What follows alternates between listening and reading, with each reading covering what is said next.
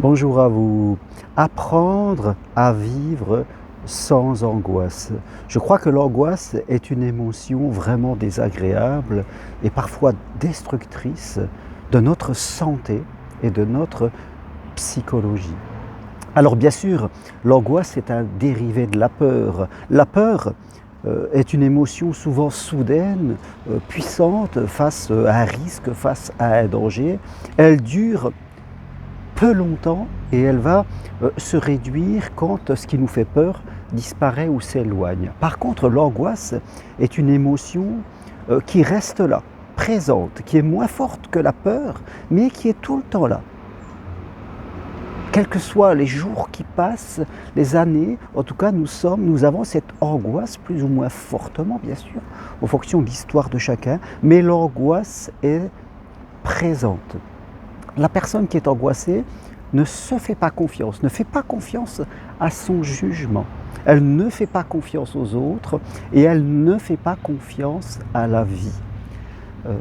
Donc elle a ce sentiment diffus dans son corps, dans son esprit, d'être angoissée par rapport à ce qui l'entoure et tous les dangers qu'elle imagine qu'il pourrait lui arriver dans son existence. Alors, bien sûr, il y a l'angoissé permanent, jour après jour, et ça vient souvent de son histoire, de sa famille, celui qui est angoissé même dans tous les domaines de vie, et la personne qui est angoissée face à une décision particulière, mais qui après a quand même une certaine confiance en lui dans d'autres domaines de vie. Aujourd'hui, je vais parler vraiment des angoissés permanents, et prochainement, je ferai une vidéo sur ceux qui doivent décider quelque chose et qui sont angoissés face à une décision. Les angoissés permanents sont des personnes qui ont du mal à vivre, c'est vrai, leur vie, leur rapport aux autres, leur rapport à l'amour, leur rapport au risque que la vie nous propose de vivre. Donc ce sont des personnes qui sont souvent dans l'évitement. Voilà, l'angoisse nous pousse à éviter ce que nous ne devrions pas éviter.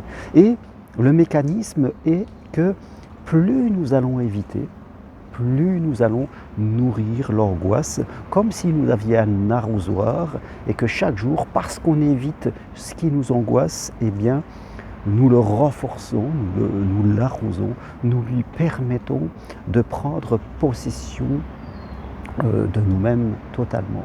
Je crois que vraiment, comme je le disais, une personne qui est angoissée, c'est une personne qui ne se fait pas confiance, qui ne pense pas vraiment avoir les capacités d'éviter quelque chose qui ne se passerait pas comme d'habitude et qui, au fur et à mesure du temps, va restreindre ses possibilités de vie.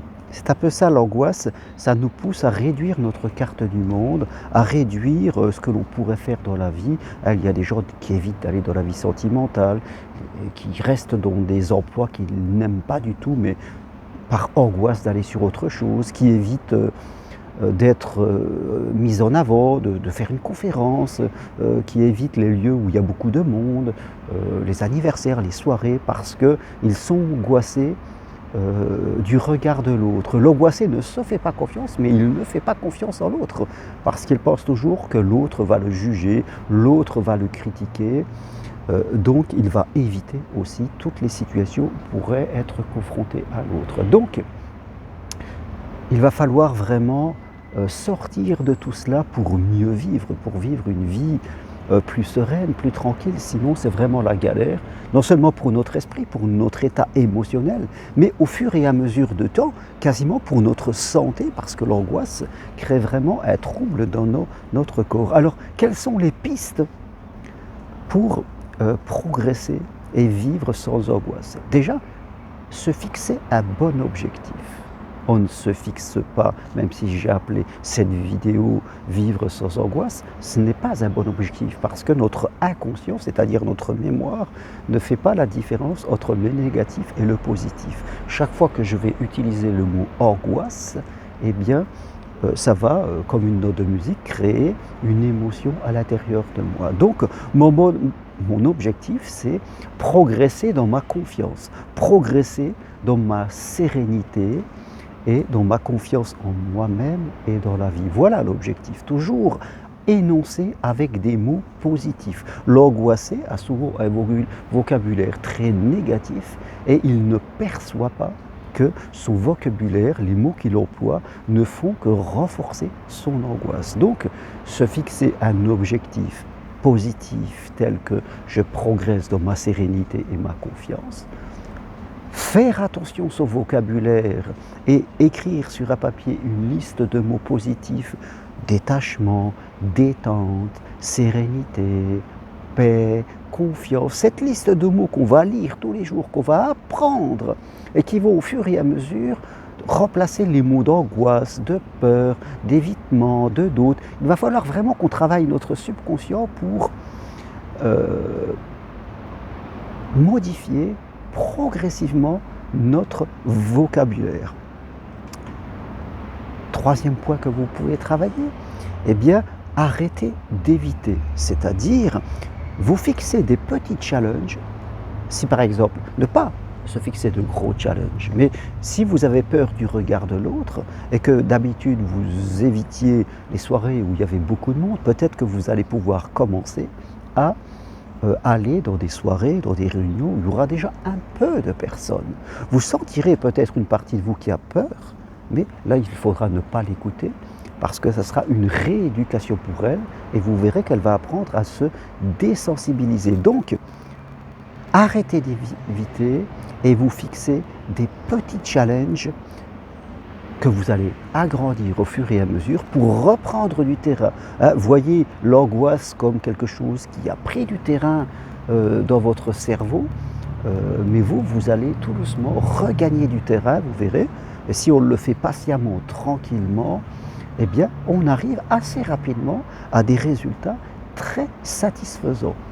Il ne faut pas, comme toujours, rester dans l'évitement, éviter ce qu'il faut être évité dans la vie, bien sûr, mais ne pas éviter des choses que vous devriez vivre, des choses qui sont là et que vous devez faire. Donc, je le répète, vous fixez un objectif, travaillez votre vocabulaire, vous fixez des challenges, voilà des choses très importantes que vous devez faire pour progresser dans votre angoisse. Ne plus vous identifier à votre angoisse, ne plus dire « je suis une personne angoissée ».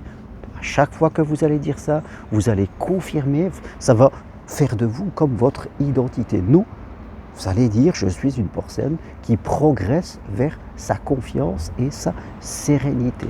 Voilà ce que vous devez vous dire. Puis, vous allez aussi pouvoir travailler votre monde intérieur en faisant des séances d'hypnose, en faisant des séances de méditation, de sophrologie. Vous allez travailler à l'intérieur de vous, peut-être en fermant les yeux chaque jour pendant quelques minutes, en vous imaginant dans un endroit qui vous apporte de la paix, de la sérénité. Peut-être que vous allez pouvoir vous visualiser en train de vivre quelque chose par avance et voir que vous le vivez très bien. Voilà, la visualisation comme le font les sportifs. Si vous devez aller à une soirée, vous fermez les yeux, vous vous visualisez en train de vivre la chose d'une façon sereine.